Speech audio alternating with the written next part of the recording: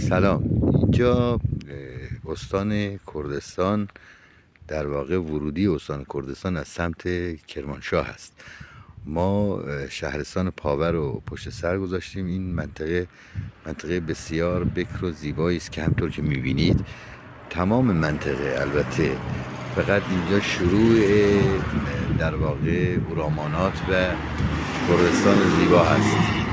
اینجا تقریبا یک هفته هست که ما مستقر شدیم و برای گردش استان کردستان مسیرمون پاوه به مریوان است. اینجا اورامانات و اولین مکانی رو که در حال رفتن اون هستیم روستایی به نام حجیج هست و بعد هم در طول مسیر انشالله ویدیوهای بیشتری رو براتون خواهیم گذاشت و زیبایی های طبیعت بکر کردستان ایران رو گوشه‌ایش رو به نمایش خواهیم گذاشت.